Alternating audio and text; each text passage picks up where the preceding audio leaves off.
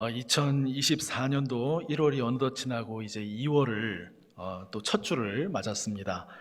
이 한 해를 시작하면서 가지셨던 새로운 마음이 있으셨을 텐데요. 다시 한번 이 방향을 바르게 조율하면서 나아가시는 2월이 되시면 좋겠습니다. 곧 설 명절도 다가오고 있는데요. 우리에게는 한 번 더 새해를 맞는 그런 기분을 갖게 하는 그런 기간이 되는 것 같습니다.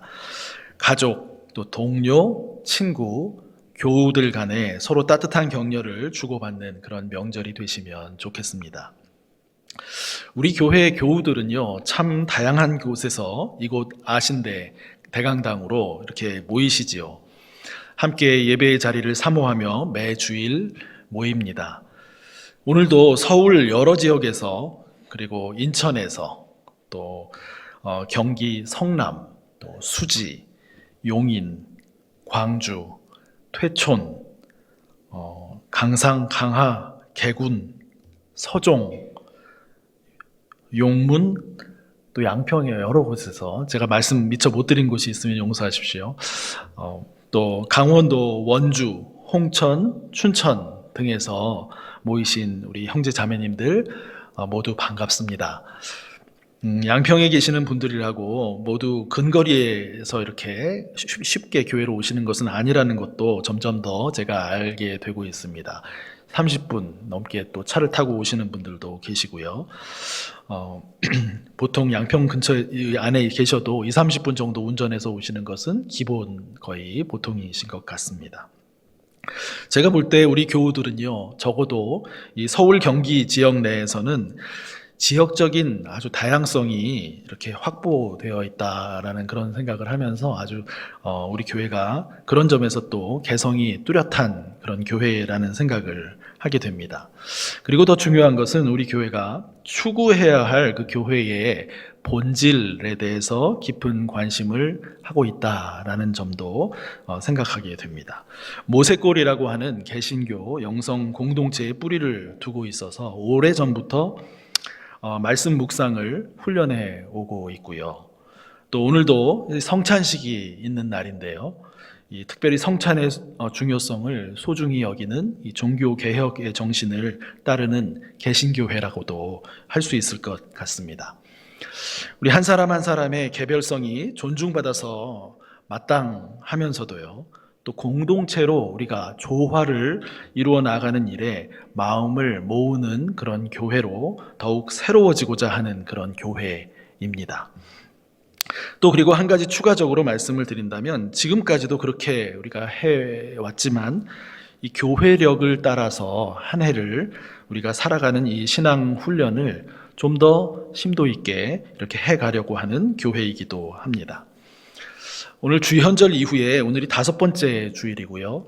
이 말은 예수님께서 세상에 공적으로 이제 자신을 드러내시면서 하나님 나라를 선포하신 그 시점과 상황을 생각해 보며 지내는 기간이다라고 하는 뜻을 가집니다. 세상 어둠 속에 예수님을 통해서 이 빛이 비추이기 시작한 그 시점과 상황을 떠올리면서 살아가는 것이죠. 그리고 우리가 사는 현실을 그 주님과 함께 살아가는 그런 시기를 우리가 살고 있습니다. 이렇게 해서 주현절 이후에 이 몇 주간을 우리가 지내게 되면요, 곧 어떤 교회력의 절기가 다가올까요? 네, 말씀을 해주시는 분도 계시는 것 같은데요. 맞습니다. 사순절이죠. 올해는 2월 14일부터 사순절이 시작되는데요. 이 사순절은 부활절 전에 주일 날짜를 뺀 40일 동안의 그 기간을 말하고요.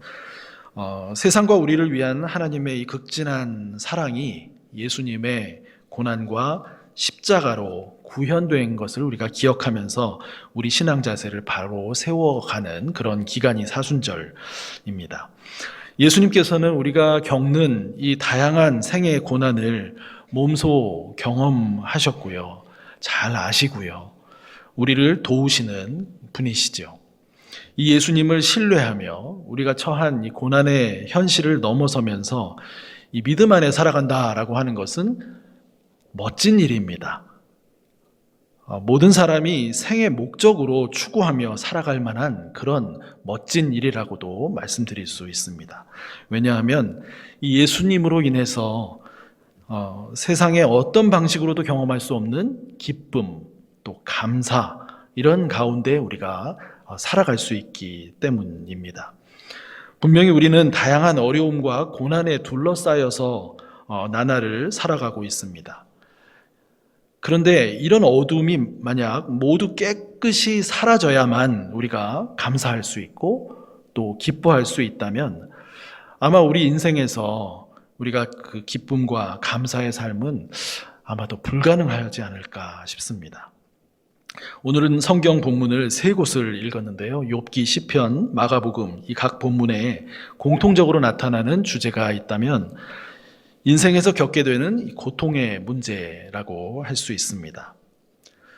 19세기 독일의 염세주의 철학자 쇼펜하우어 같은 사람은 사는 것이 고통이다, 그 자체가 고통이다라고 이야기했을 정도이지요. 우리의 삶은 쉽지 않고 다양한 종류의 고통을 수반합니다. 요즘 쇼펜하우어의 책이 서점가에서 많이 인기가 높은 것 같습니다. 마흔에 읽는 쇼펜하우어, 또 쇼펜하우어 아포리즘, 남에게 보여주려고 인생을 낭비하지 마라 등의 이 책 제목들이 인문학 베스트셀러에 올라오고 있는데요. 아마 이러한 책 제목을 들어보셨거나 또 책을 직접 읽어보신 분들도 꽤 있으시리라 생각을 합니다. 우리는 개인적으로도 또 사회적으로도 인생에서 실패의 아픔을 많이 겪고 살고 있습니다.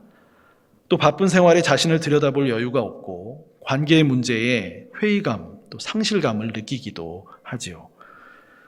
이런 우리의 현실적인 고통의 문제들이 이 쇼펜하우어의 생각과 이 공감이 되면서 그의 철학이 인기가 있는 것 같습니다. 그러나 이 세상을, 현실을 고통으로 우리가 규정하고 살아간다면, 그리고 만일 매일 이런 생각을 되뇌이며 산다면 우리의 삶은 불행한 그런 삶이 될 수밖에 없을 것입니다. 삶의 어둠이 둘러싸여 있고 언제든 그 어둠에 의해서 공격당할 위협이 있지만 그 모든 표피적인 상황과 어둠을 뚫고 우리 안으로 들어오시는 하나님의 말씀을 붙잡는 삶이 복된 삶이다라는 것을 기억하실 수 있기를 바랍니다. 우리의 진정한 삶은 우리에게 삶을 선물로 주신 우리 창조주 하나님이 세상과 우리를 사랑하시고 지키시고 인도하시며 언제나 우리와 함께 하신다라고 하는 그 말씀에 귀를 기울일 때 살아나게 됩니다. 고난에 둘러싸여 있어도 그 말씀에 귀를 기울이고 붙잡으면 희망을 보게 됩니다. 고난의 현실을 두 발로 혹은 한 발로라도 뚜벅뚜벅 걸어갈 힘과 용기를 얻게 됩니다. 하나님 말씀의 능력입니다. 오늘 욥기 본문과 마가복음 본문에는 인간이 겪는 고통에 대한 몇 가지 유형이 나타납니다. 보통의 삶은 저마다 힘든 노동을 하며 살아가지요. 종 혹은 품꾼과 같은 그런 삶을 살아갑니다. 쉼이 있는 저녁이 필요하고 또 그런 저녁을 기다리는 하루하루를 살게 되지요. 그것이 보장되는 삶이면 그래도 다행이지만 그렇지 못한 경우가 얼마나 많은지 모르겠습니다. 이 품꾼은 일에 대한 삭슬을 또 기다리며 삽니다. 하루 일당을 받아 그날 살아가는 삶은 훨씬 더 고되고 또 비참하게도 느껴집니다. 성경에 나오는 종, 품꾼들의 그 삶이 그러하고 오늘 우리의 삶도 큰 틀에서는 어떤 면에서 유사하다라고 볼 수 있습니다. 누구나에게 좋은 쉼이 필요하지만 누리기가 이것이 쉽지 않고요. 또 살아가는 데 필요한 돈과 물질에 매여 살 수밖에 없기 때문입니다.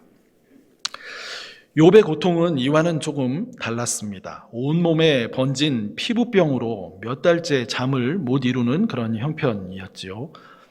정상적인 노동의 삶도 불가능했고 자신의 몸을 가누는 일조차 너무나 버거웠습니다.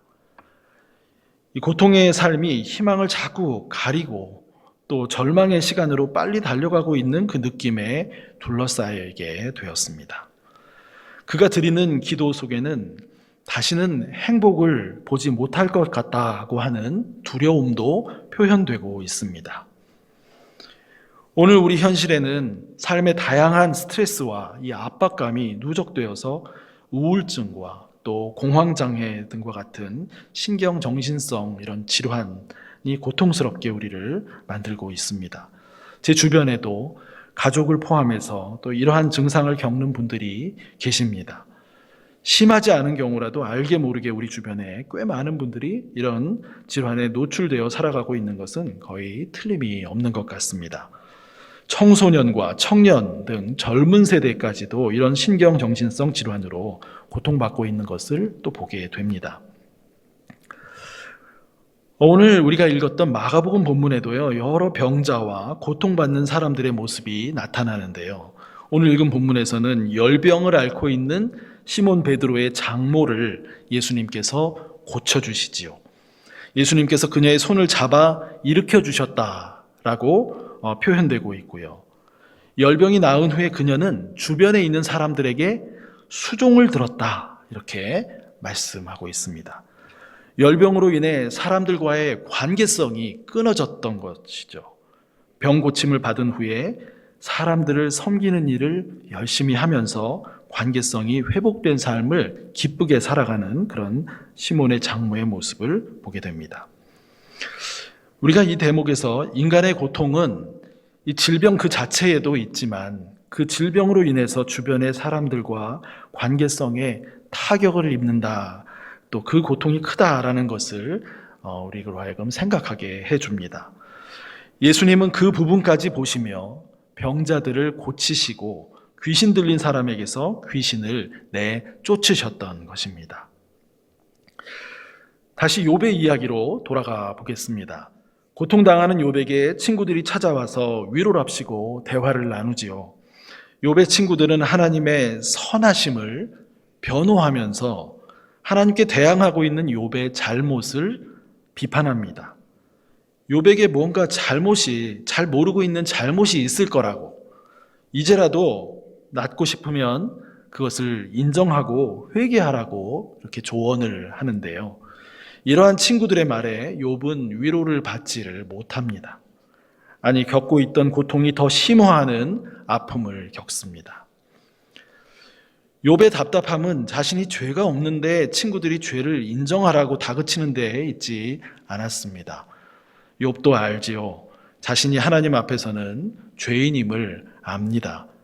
그러나 뭔지도 모르는 무슨 잘못 때문에 이 병이 왔다고 하는 그들의 말에 동의하기가 어렵고, 무엇보다도 하나님의 선하심을 아무 때나 때에 맞지 않게 그걸 변호하려고 들면서 병상에 있는 친구를 위로하기는커녕 추궁하는 그들에게 큰 실망과 상처를 입게 된 것입니다.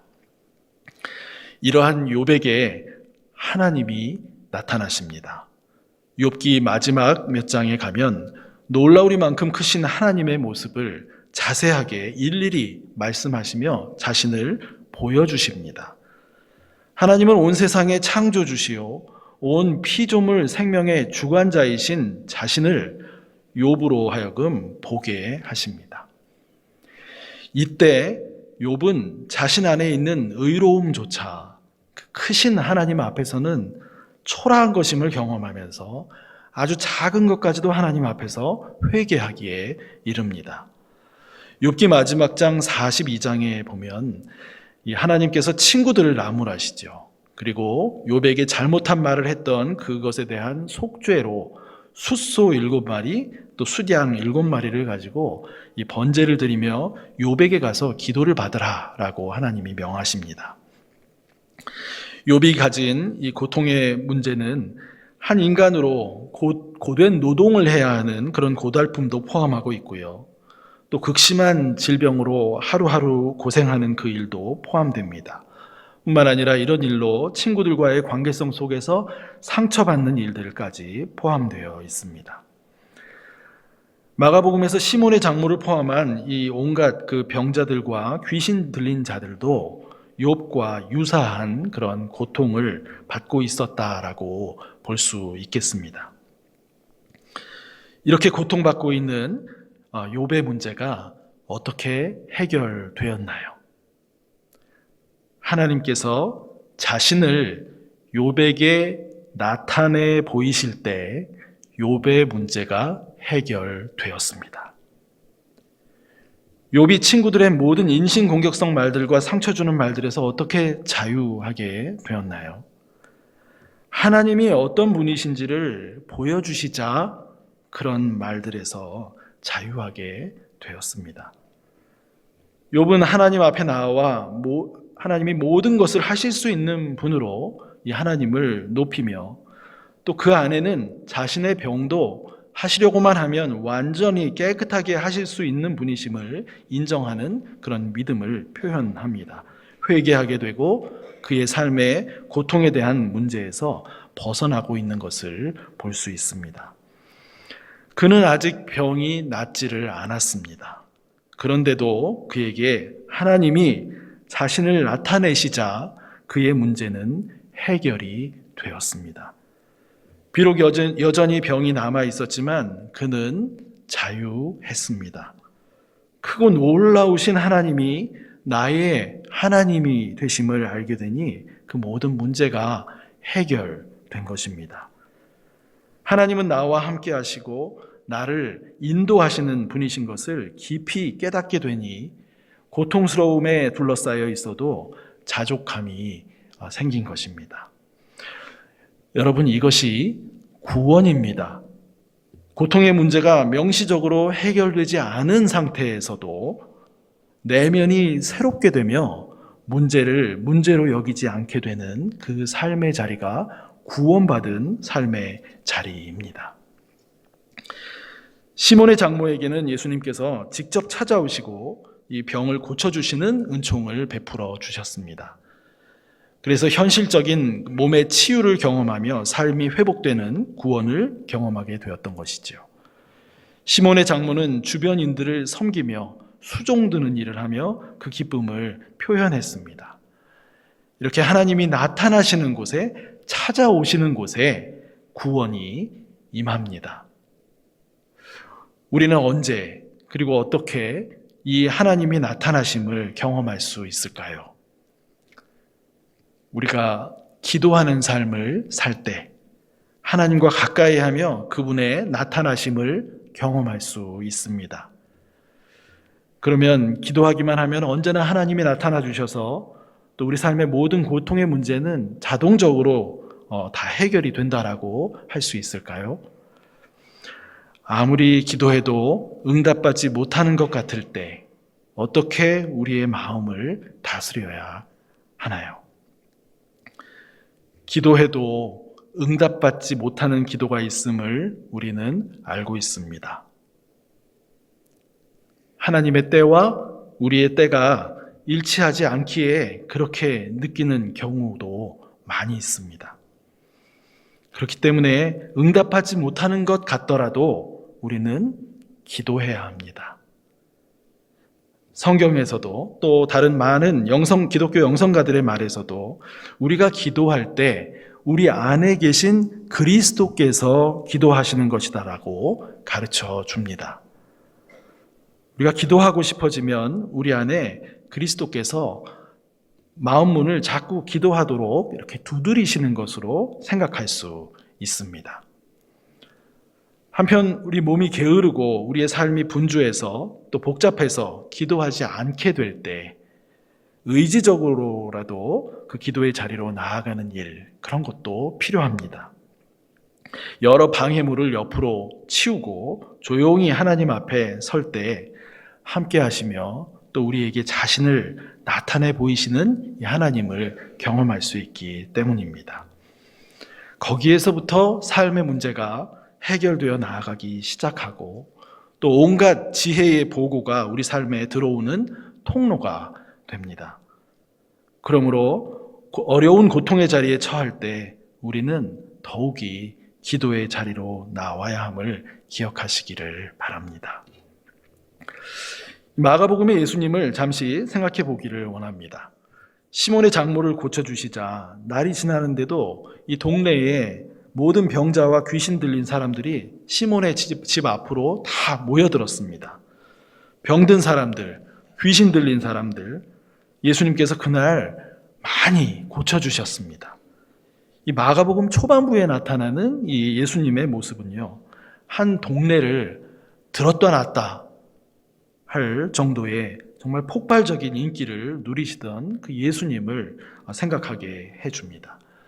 요즘 최고의 인기를 누린다고 하는 우리 아이돌 가수들, BTS 같은 그런 가수들의 인기도 감히 따르지 못할 그런 수준의 슈퍼 파워의 무게감을 가지신 우리 예수님의 모습, 또 대중적인 인기도 끄셨을 것 같습니다. 사람의 병을 고치는 일들로 사람들이 온 동네가 모여드는 상황을 한번 상상해 보시면 좋겠습니다. 그런 예수님을 따르는 제자들은 어땠을까요? 우쭐해지고 또 무슨 대통령 수행원이나 되는 것처럼 또 군중들에게서 예수님을 경호하며 또 어떤 특권인식을 경험하지 않았을까 상상해 봅니다. 저라면 아마 그랬을 것 같기도 하거든요. 이분만 잘 따라다니면 인생 정말 활짝 피겠다라는 생각을 했을 수도 있지 않을까 합니다. 그런데요, 오늘 읽은 마가복음 본문 35절에 예수님은 새벽 미명에 한적한 곳으로 가서 거기서 기도하셨다라고 마가가 전해줍니다. 자신의 말과 몸에서 치유의 능력이 실제로 일어나고 병자들이 고침을 받고 사람들이 놀라서 환호하면서 박수를 보낼 때 예수님은 그 환호와 박수에 마음을 두지 않으셨습니다. 제자들은 모든 사람이 주를 찾습니다 라고 이야기하며 호들갑을 떨지만 예수님은 기도하시며 사명의 길을 꿋꿋이 걸어 가십니다. 이렇게 말씀하시죠. 우리가 다른 가까운 마을들로 가자. 거기서도 전도하리니 내가 이를 위하여 왔노라고 말씀하시지요. 옆에 있던 제자들은 참 답답했을 것 같기도 합니다. 그런데 우리는 이 예수님에게서 신실하신 하나님의 모습을 보게 됩니다. 놀라운 치유의 일들을 행하시면서도 박수갈채와 온갖 호평들의 흔들림 없이 고통받는 자를 구원하시는 일을 묵묵히 계속하시는 주님을 보게 됩니다. 우리가 기도의 자리로 나아갈 때 이 주님을 만나는 것입니다. 우리의 모든 고통의 문제에 관심하시며 신실하게 함께 해주시는 주님을 만나는 것입니다. 오늘 시편 147편 본문에는 고통의 자리에 신실하게 함께 해주시는 하나님을 향한 노래가 나옵니다. 병을 낫게 해주셔가 아니라도 기도한 구체적 내용을 그대로 이루어 주신 것이 아니라도 다양한 면에서 우리의 실제적인 고통을 덜어주시고 그 고통의 자리에서 구출해 주시는 하나님을 노래하고 있습니다. 욥처럼 병이 다 낫지 않은 상태에서 이미 이 시인의 문제가 해결되도록 그렇게 이끌어주고 계시는 그 하나님을 노래하고 있습니다.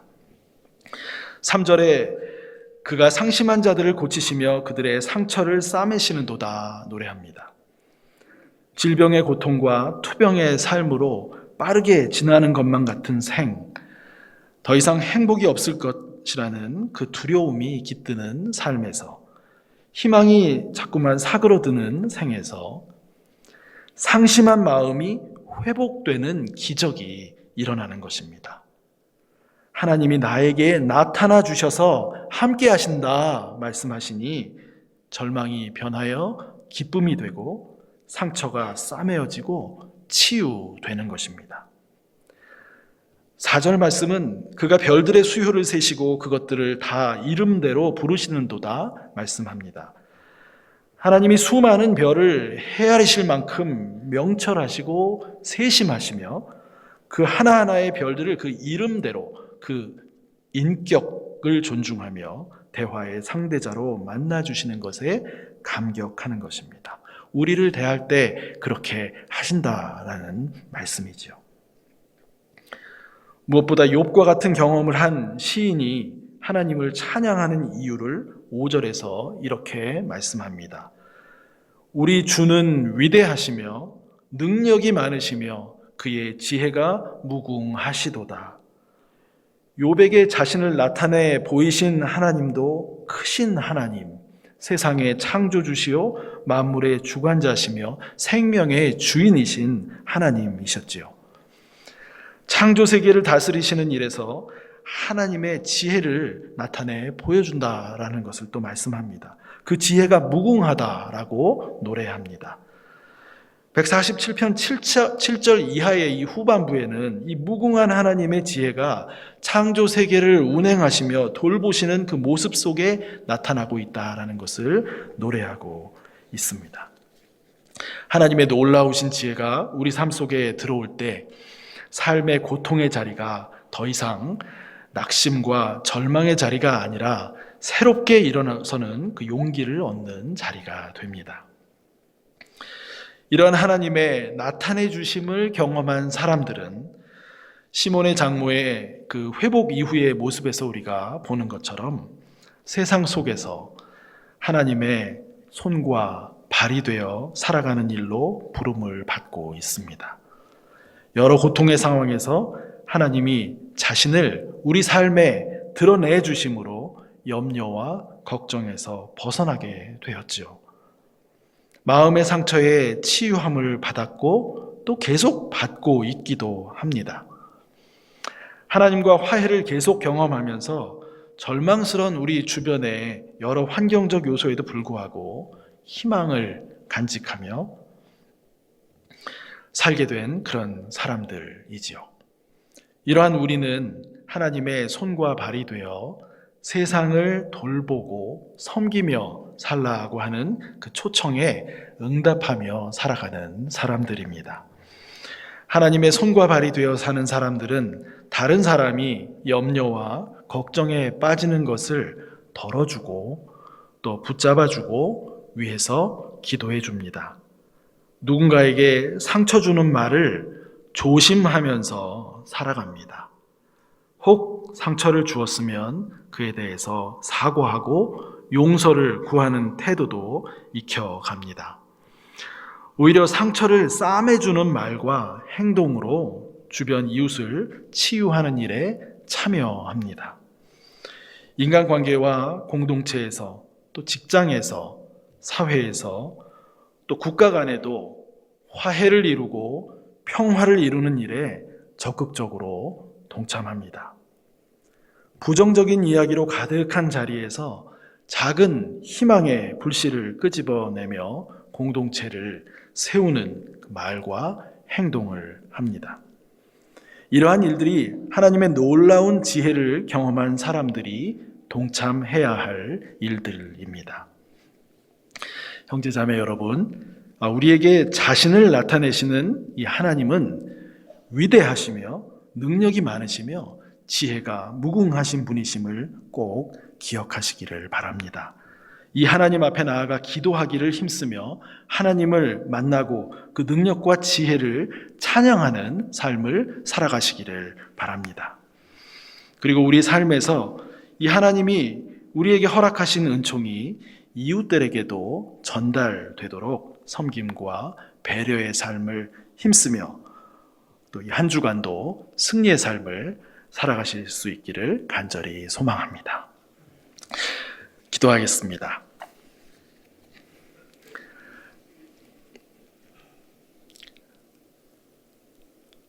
여러 가지 어렵고 힘든 그런 상황들에 둘러싸여 살아가는 저희들의 나날이지만 우리 하나님께서 언제나 저희와 함께하여 주시고 그 어려움과 고통스러운 일들의 표피를 뚫고 주의 말씀을 우리 마음속 깊은 곳까지 전해주시는 좋으신 하나님이심을 오늘 이 시간도 듣게 해주시니 감사드립니다. 하나님, 하나님의 말씀을 저희 가운데 들려주셔서 우리의 속 사람이 깊은 곳에서부터 그 하나님의 희망의 말씀을 붙잡고 우리 삶의 주변에 널려 있는 그 모든 절망스러운 일들, 고통스러운 일들을 하나님의 말씀에 의지해서 이겨나갈 수 있는 그런 믿음의 삶을 살아갈 수 있도록 저희 모두를 인도하여 주시옵소서. 하나님, 주님의 말씀을 더욱더 사랑하고 주의 말씀을 굳게 붙들고 주님이 초청하시는 길로 주변의 이웃들을 섬기는, 또 이롭게 하는 그 삶의 자리로 지속적으로 나아가는 저희들의 믿음의 삶이 될 수 있도록 인도하여 주시옵소서. 모든 것 주님께 감사드리며 예수님의 이름으로 기도드립니다. 아멘.